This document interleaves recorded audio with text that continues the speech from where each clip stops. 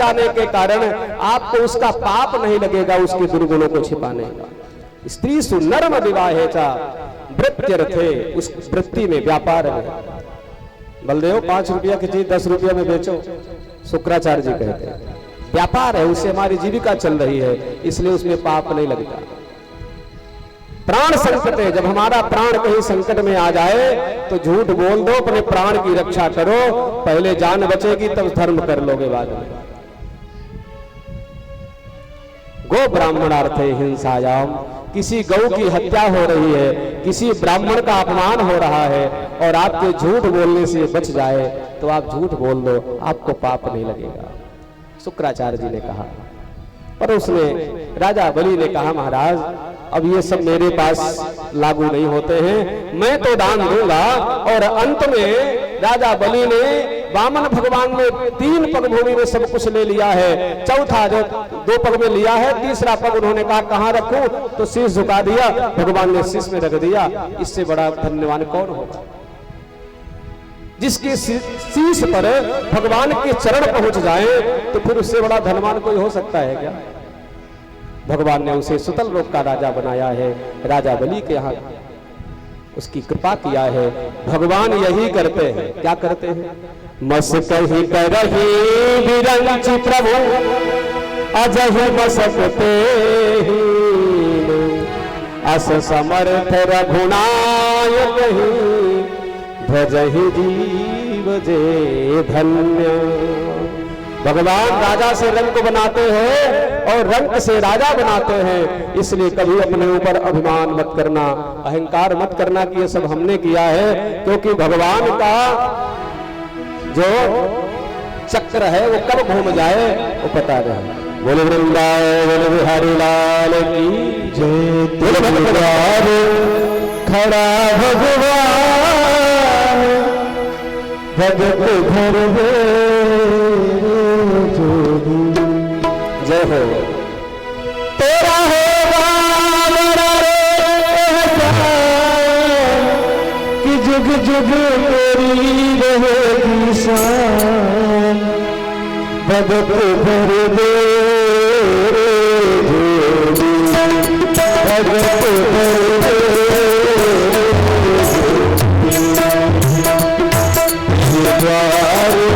खड़ा भगवान भगत भर दे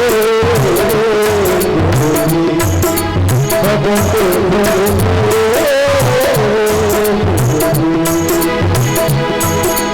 द्वार खड़ा भगवान भगत भर दे।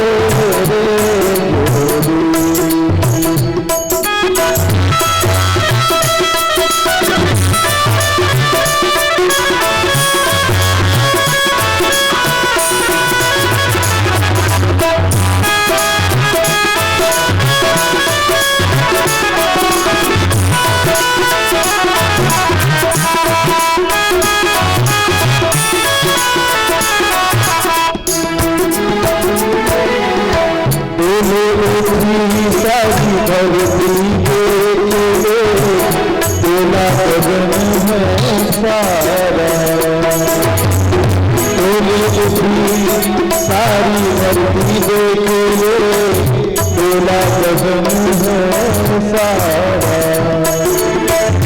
भीख मांगने आया तेरे घरे,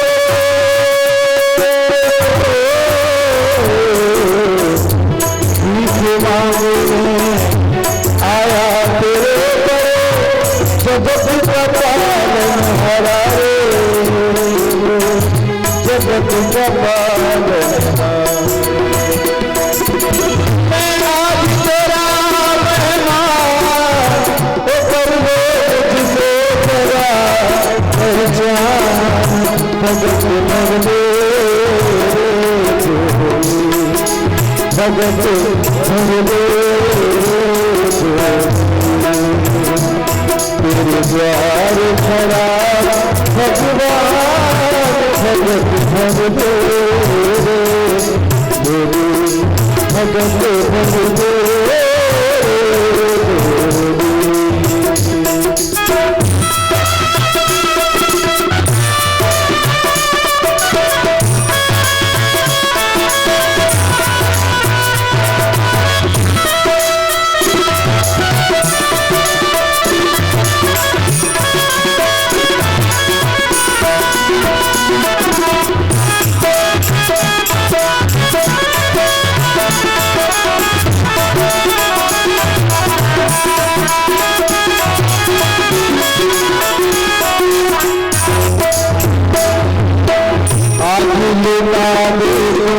स्वर्ग से अपना मांग कहना मेरा, आज लुटा दे तू स्वर्ग से अपना मांग कहना मेरा। मिट जाएगा पल में तेरा,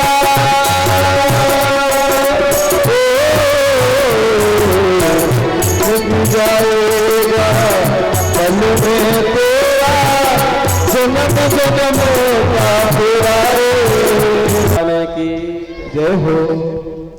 इसके बाद मनवंतरों की कथा सुनाई श्री सुखदेव जी महाराज ने।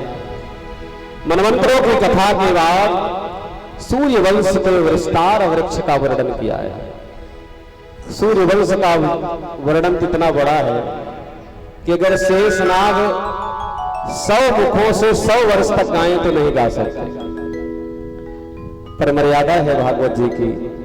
प्रभु श्री राम का वंश का वर्णन है। प्रभु श्री राम इस वंश में आए थे, राम जी का वंश वृक्ष है। भगवान नारायण के नाभि कमल से ब्रह्मा जी से मनु महाराज, मनु के पुत्र हुए इक्ष्वाकु, और इक्ष्वाकु के पुत्र हुए युवनाश्व, उनके पुत्र हुए मानधाता, फिर पुरकुत्स हुए, फिर तिशंकु हुए, हरिश्चंद्र हुए, सगर हुए, असमंजस हुए, अंशुमान हुए, उनके दिलीप हुए, भगीरथ हुए, श्रुत हुए, नाभि हुए, अयुतायु उनके पुत्र हुए, सुदास, सौदास, खडवान, दीर्घबाहु, दिलीप, रघु, अज के दशरथ हुए, और दशरथ के 4 पुत्र हुए, जिसमें राम, लक्ष्मण, भरत, शत्रुघ्न हुए। इतना बड़ा वंश वृक्ष भगवान सूर्य नारायण से 39वीं पीढ़ी भगवान श्री राम जी की थी। रघुवंश महाकाव्य के अनुसार सूर्य से लेकर के 39वीं पीढ़ी भगवान श्री राम जी की थी। राम जी का चरित्र इतना पावन है प्यारे, कि राम जी को तो अपने जीवन में उतारने की बात है। आदर्श है प्रभु श्री राम, हमारे जीवन के प्राण आधार है श्री राम जी महाराज। राम जी ने तो पग पग पे मर्यादा सिखाई है सबको। राम जी मर्यादा पुरुषोत्तम है। प्रभु श्री राम ने यह दिखाया है कि परिवार के साथ कैसे रहना है। प्रभु श्री राम ने करके दिखाया है कि अपने गुरु का सम्मान कैसे करना है। प्रभु श्री राम ने दिखाया है कि महात्माओं का सम्मान कैसे करना है, शत्रु के साथ कैसे मिलना है। ये मर्यादा पुरुषोत्तम है। परंतु ये समाज है राम जी को भी नहीं छोड़ा। इसलिए राम जी ने कहा कि मैं मर्यादित होकर के रामावतार में आया था, मेरी किसी ने कदर नहीं जानी। मैं कृष्णावतार में आऊंगा तब लोग समझेंगे कि मैं हूं क्या। राम जी ने पग पग पर मर्यादा सिखाई, तब लोगों को समझ में नहीं आया। मां सीता जैसी पावन नारी के ऊपर भी लोगों ने लांछन लगाया। ये समाज है। जबकि एक व्रत नारी व्रतधारी थे भगवान प्रभु श्री राम, तब जाकर के समाज उनको नहीं छोड़ा। तब भगवान श्री कृष्ण कहते मैं 16,108 रानियों के साथ विवाह करूंगा, आओ मुझे जिसको लांछन लगाना हो। ये है प्रभु की सामर्थ्य। भाई के साथ भाई का कैसा व्यवहार होना है, ये राम जी से सीख लोगे तो रामायण हर घर में होगी। अगर नहीं सीखोगे तो महाभारत घर में होगा। उसके लिए कृष्ण बैठे हैं बगल में। अगर आप राम जी को नहीं मानोगे तो आओ, मैं तुम्हें महाभारत करना सिखा दूंगा। यही तो है रामचरितमानस और भागवत महाभारत में। भगवान कृष्ण कह रहे हैं कि राम जी मुझसे पहले आए हैं और उन्होंने आपको मर्यादा में रहना सिखाया है। और जिसके घर में मर्यादा होती है, रामचरितमानस होती है, राम जी का आदर्श माना जाता है, उस घर में राम राज्य होता है, रामायण होती है। और जो कोई अपने घर में इसको नहीं मानता, उसके लिए मैं बैठा हूं महाभारत कराने के लिए। आओ बताता हूं महाभारत कैसे होती है। जिस घर में एक भाई दूसरे भाई के लिए न्यौछावर कर दे सब कुछ कि ये मेरा है तुम ले जाओ, मेरा नहीं है, वहां रामायण होती है प्यारे। और जिस घर में एक भाई दूसरे भाई के अधिकार को छीनने के लिए 24 घंटे लालायित रहता है, उस घर में महाभारत होती है। चुनाव आपको करना है कि आप अपने घर में रामायण चाहते हो कि महाभारत चाहते हो। प्रभु श्री राम ऐसे है कि विनय न मानत जलद जड़ गए 3 दिन बीत। पहले प्यार से समझाए हैं, इसके बाद जब समझ में नहीं आता तर्कस में बाण चढ़ा लिए हैं। राम जी वो भी करते हैं, कृष्ण ने कहा मैं तो शुरू से ही कर रहा हूं। इसलिए राम जी का तो चिंतन केवल स्मरण ही किया जाए। बस इतना ध्यान रखना है, आजकल हमारा देश कहता है हमारे भगवानों की पूजा हम इसलिए नहीं करते कि हमें धन संपत्ति मिल जाए, उससे हमें कुछ सीखना भी है। जब भी अपना धर्म खतरे पर आए, राष्ट्र पर आचावे, तो अस्त्र शस्त्र भगवान ने दिखाया है कि राम जी केवल पूजा कराने के लिए अस्त्र शस्त्र नहीं लिए हुए, सारे देवी देवताओं के पास कोई न कोई अस्त्र शस्त्र है। अपने घरों में जब कभी अपनी मर्यादा पर आन पड़े, जब विधर्मी लोग आपके धर्म पर प्रहार करें, तो उसके लिए आप भी तैयार रहो। प्रभु श्री राम ने बहुत कुछ समझाया, फिर संहार किया। इसी तरह भगवान श्री कृष्ण ने भी विधर्मियों का संहार किया है। और बार बार राम और कृष्ण नहीं आएंगे, ये आपका कर्तव्य बनता है कि अपने सनातन धर्म की रक्षा किस तरह से करनी है। हर एक व्यक्ति को राम और कृष्ण के आदर्शों का पालन करना ही पड़ेगा। भगवान भोलेनाथ भी त्रिशूल लिए हैं, पूजा करो हमारी सब ठीक है, पर मुझसे सीखो कि मैं त्रिशूल क्यों ले रखा हूं। जब आपके घर में कोई विधर्मी आकर के आक्रमण करे, तो अपनी रक्षा करने के लिए आपको शस्त्र उठाना चाहिए, अस्त्र शस्त्र अपने यहां रखना चाहिए। ये सीखो। हर कथावाचक ये बोलता नहीं है, पर अगर हम बोलेंगे नहीं तो आप जागोगे कैसे। आज हमारे हर एक प्रत्येक सनातनी के यहाँ, हिंदुओं के यहाँ घर में सब्जी काटने के लिए चाकू भी नहीं मिलता है, पर विधर्मियों की पूरी तैयारी हो रही है। इसलिए सावधान हो जाओ। अपने धर्म पर आचावे, अपने परिवार पर आवे, अपने समाज पर आवे, तो ये हमारे यहाँ जो षड्यंत्र चल रहा है कि लोगों को जातियों पर बांट करके उस पर राज किया जाए, तो युधिष्ठिर जी का एक सूत्र अपने जीवन में उतार लीजिए। युधिष्ठिर जी ने कहा था, वजम पंच वजम पंचो वजम पंच सपंचते। हम 5 भाई हैं, और 100 भाई कौन है? कौरव लोग। ये भाई भाई की लड़ाई की बात है। हम 5 हैं, वो 100 भाई हैं। परंतु जब किसी दूसरे से युद्ध करना पड़े, तो हम 105 हैं। कितने हैं? 100 भाई हमारे कौरव, 5 भाई हम, 105 हैं। समाज की व्यवस्था चलाने के लिए हम ब्राह्मण हैं, हम क्षत्रिय हैं, हम वैश्य हैं, हम शूद्र हैं, क्योंकि समाज की व्यवस्था ऐसे चलती है। हमारे पूर्वजों ने, हमारे शास्त्रों ने समाज को चलाने के लिए व्यवस्था बनाई है। हम 4 वर्ण हैं, पर जब किसी विधर्मी से सामना करना पड़े, तो हम एक मुट्ठी हैं। चारों को जोड़ करके एक मुट्ठी बना करके हम सब हिंदू हैं, हम सब सनातनी हैं। अपनी आत्मरक्षा, अपनी राष्ट्र की रक्षा, अपनी धर्म की रक्षा करने के लिए युधिष्ठिर जी का सूत्र याद कर लीजिए, हम सब एक हैं। कोई कहेगा कि हम ब्राह्मण हैं, तो ब्राह्मण की तरफ देखेंगे, क्षत्रिय है क्षत्रिय की तरफ। तो याद रखना, हमारा देश कहां से कहां तक था। नेपाल, भूटान, बांग्लादेश, म्यांमार, पाकिस्तान सब कटता चला गया, इतना बचा हुआ है। कश्मीर से भी चले गए, बंगाल से भी चले गए, आसाम से चले गए, केरल से चले गए। हिंदू समिटता चला जा रहा है। क्यों? इसलिए समिट रहा है क्योंकि हिंदू चाहता है कि हम दो हमारा एक, और विधर्मी कह रहे हम दो हमारे गिन लो। किसके लिए कमाओगे प्यारे? हमारी जनसंख्या कम हो रही है, उनकी बढ़ रही है। हम एक विवाह भी करने के लिए सोचते हैं, वो 4 विवाह करते हैं, 40 बच्चे होते हैं। किसके लिए कमाओगे? आगे आने वाला समय ऐसा होगा जिसकी लाठी उसकी भैंस। आपका सारा संपत्ति लूट लिया जाएगा और आपको यहाँ से भी प्रवासी बना दिया जाएगा। इसलिए आप राष्ट्र के प्रति सचेत रहिए। कथाओं से केवल ये मत सीखिए कि हमें भगवान की भक्ति करना है। भगवान की भक्ति का मतलब ये होता है कि भगवान जो कहना चाहते उसे समझो। भगवान को तो मानते हो आप सब, पर भगवान की नहीं मानते हो। राम जी को मानते हो पर राम की नहीं मानते हो। भगवान कृष्ण को मानते हो पर भगवान कृष्ण की नहीं मानते हो।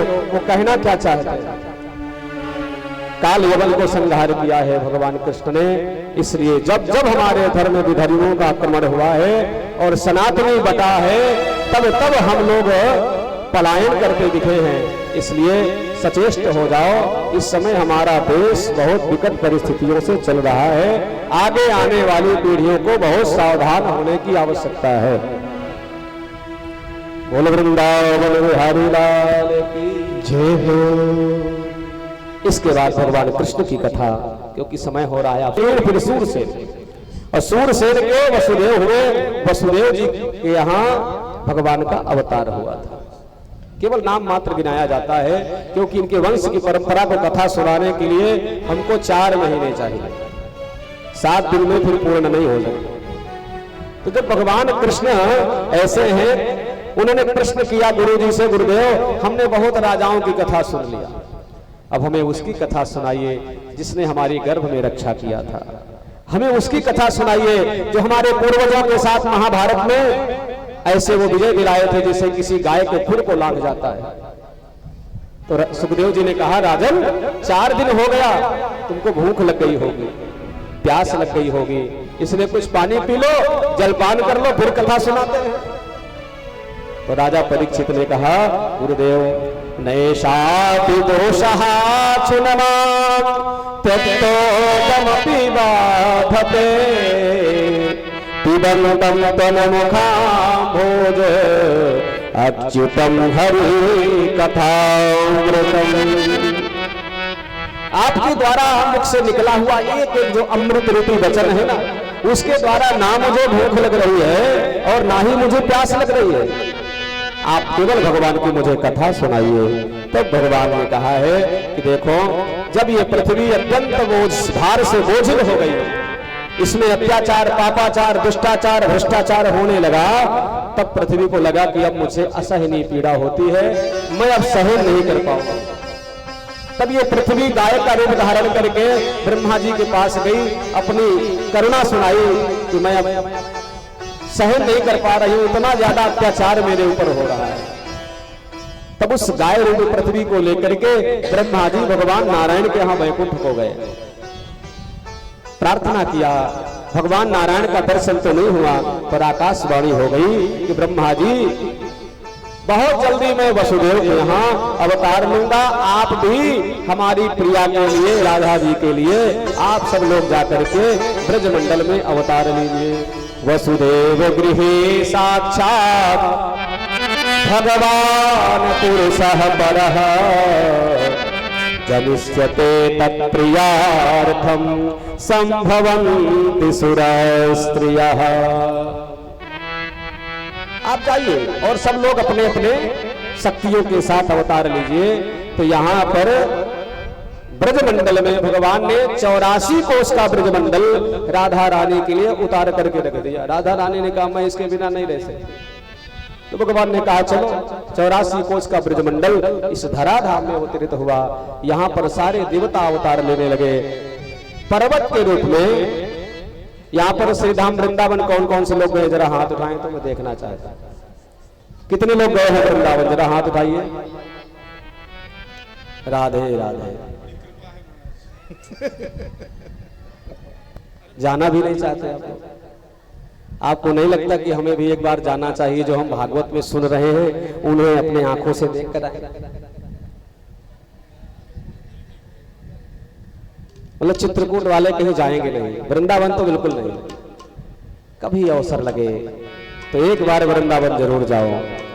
संसार में कहीं जाओ या ना जाओ, पर एक बार भगवान के धाम को जरूर जाओ।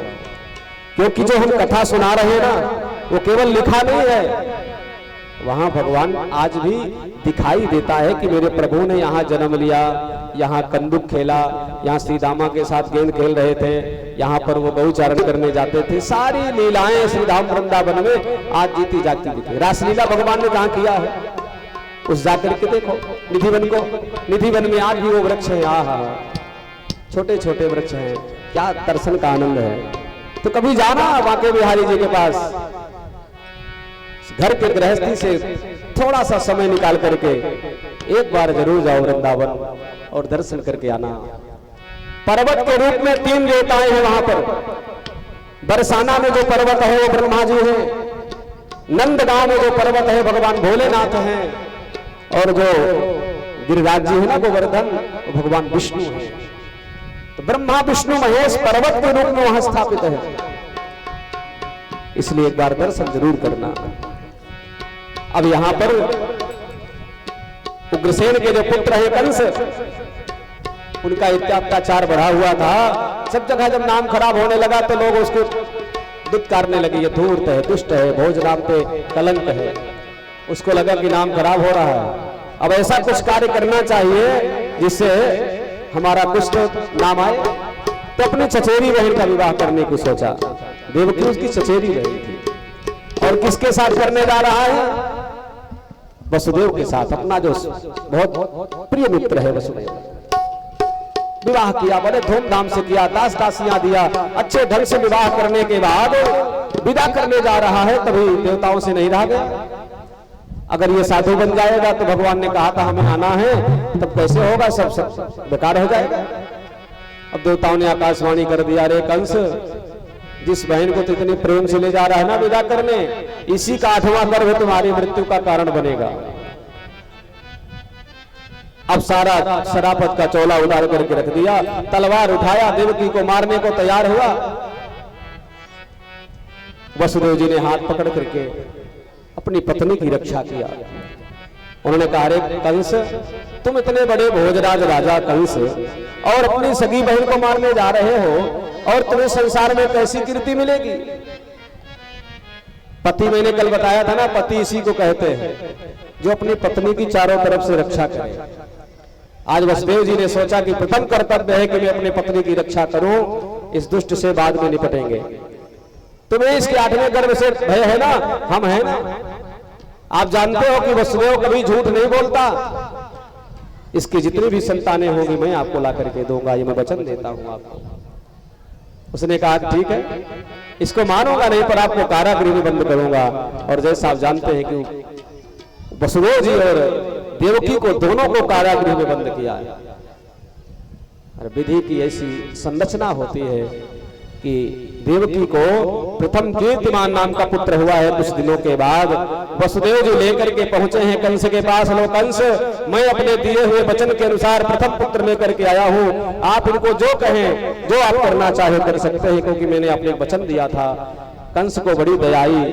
अरे वसुदेव, तुम्हें जरा सा भी दया नहीं आती इस बच्चे के ऊपर, बालक के ऊपर? मेरा काल तो 8वां है, ले जाओ इसे। ना उनको प्रसन्नता हो रही है ना दुख हो रहा है, क्योंकि ये दुष्ट है। लेकर के चलने लगे तो नारद जी ने सोचा कि क्या हो रहा है। आए कंस को समझाने लगे। उन्होंने कहा कि प्रभु, हमारा तो काल 8वां है, पहले ने क्या बिगाड़ा? तो नारद जी ने कहा, ये बताओ कितनी अंगुली? उनका 5। पहली कौन, 5वीं कौन? इधर से गिनोगे तो ये आएगी, यहां से गिनोगे तो ये आएगी। देवताओं को तुम नहीं समझ पाओगे, किसको 8वां बना दो, किसको पहला। राधे राधे, नारायण नारायण, हम चले। और कंस ने समझ लिया और पहले पुत्र को नष्ट किया है।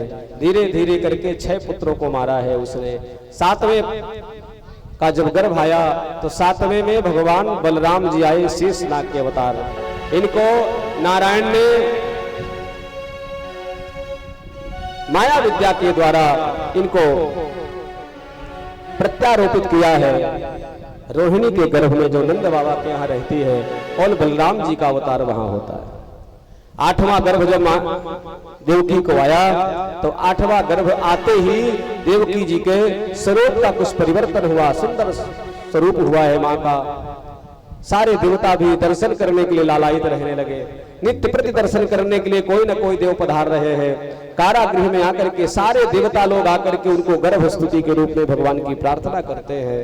इसके बाद भादव के कृष्ण पक्ष की अष्टमी को बुधवार के दिन रोहिणी नक्षत्र में हर्षण योग में भवकरण में रात्रि के मध्य 12 बजे ठीक भगवान का अवतार होता है। देवकी और वसुदेव के यहाँ कारागृह में होता है। बोलो भक्त वत्सल भगवान के जय हो। कैसे होता है? भगवान का जन्म नहीं होता है, आप सब लोग ध्यान देंगे। भगवान का अवतार होता है। क्या होता है? अवतार होता है। और अवतार उसे कहते हैं जो ऊपर से उतर कर आए। कहने का मतलब जैसे व्यक्ति कोई कुआं में गिरा है, दूसरा जाएगा तो क्या वो भी कूद जाएगा क्या नीचे? नहीं, अगर उसे बचाने जाना है तो वो सुरक्षित होकर के रस्सी बांध करके अपने को बचा करके तब उसे बचाएगा।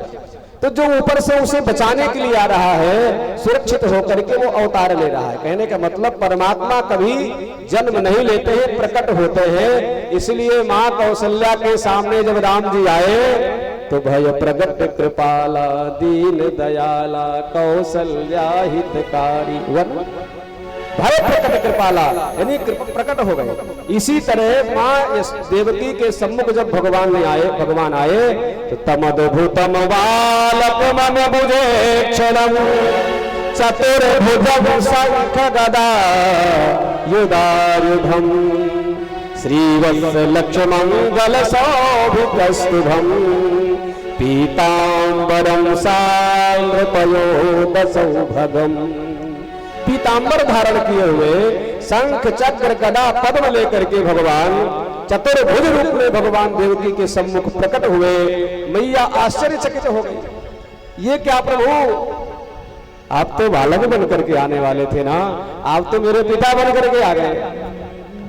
भगवान ने कहा मैया मैं केवल तुम्हें अपना दर्शन कराने आया हूं कि मुझे पहचान लो मैं कौन हूं। इसके बाद आगे की लीला मैं स्वयं कर लूंगा। मुझे यहां से गोकुल पहुंचा दो, मैं तुरंत बालक बन जाता हूं। सारी बात भगवान ने समझा दी और छोटे से बालक के रूप में परिवर्तित हो गए और मैया को समझा दिया। वसुदेव जी ने उनको सूप में बिठाया, अपने आप सब द्वारपाल सो गए, हथकड़ी मैया खुल गई और धीरे धीरे लेकर के भगवान को गोकुल पहुंचाया है। गोकुल में ले जाकर के लिटाया, वहां से लाली को लाए हैं, लाली को कंस में मारा है और इसके बाद भगवान का नंद बाबा के यहाँ उत्सव होता है।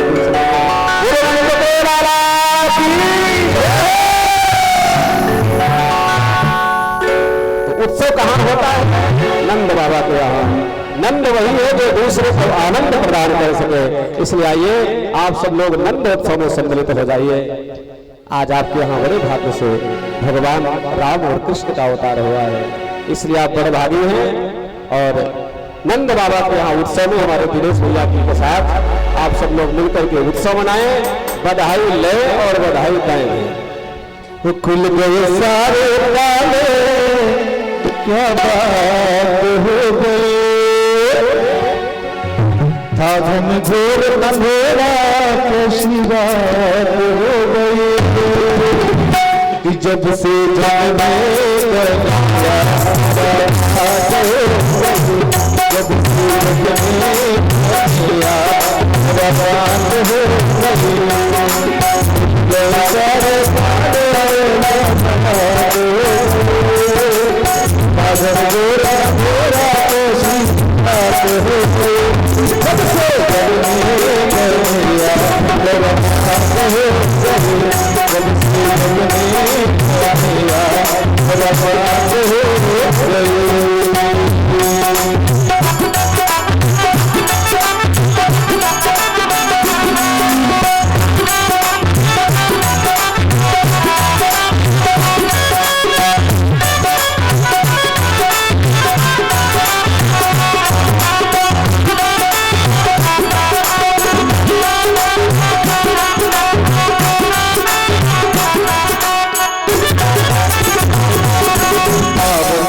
जन्म दिए बना बुझाए जमाना पुराना, भागवत दिखाना जन्म दिए बना बुझाकर जमाना पुराना, भागवत लगाना कठोर बुझाना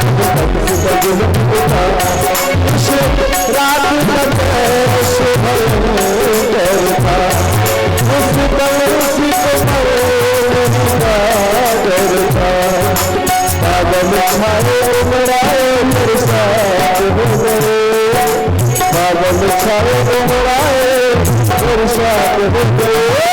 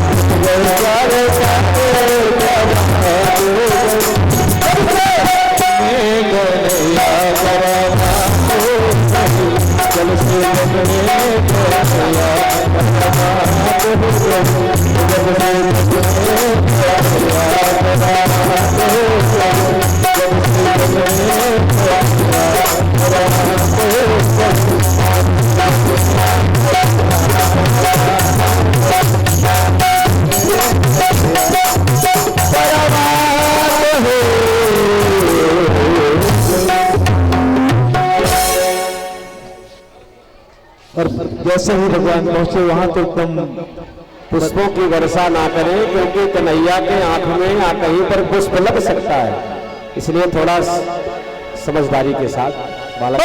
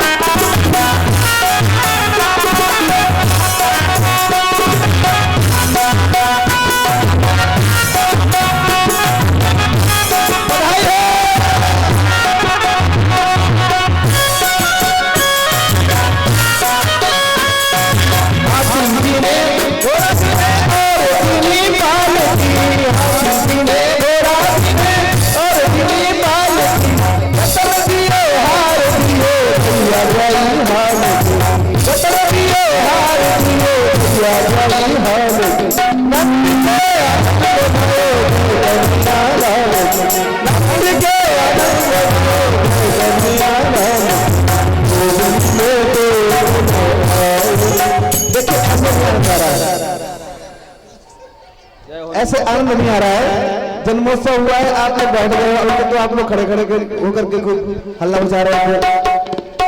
अब मैं चाहूंगा थोड़ा थोड़ा पीछे हो जाएंगे और जो झूमना चाहते हैं मेरे साथ, क्योंकि एक दो बधाई गाएंगे हम लोग और नंदोत्सव का आनंद लेंगे। और बधाई भी है, लूटी भी जाती है, बधाई दी भी जाती है। हाँ, बधाई देना भी पड़ता है ना। जाते हो ना कहीं आप लोग लाला के जन्मोत्सव में तो बधाई देते हो ना, तो बधाई लूटी भी जाती है। तो आपने लूट तो नहीं सारी बधाई, खूब जो है खिलौने लूट लिए, खूब प्रसाद लूट लिया, टॉफियां लूट ली। अब बधाई कौन कौन देगा?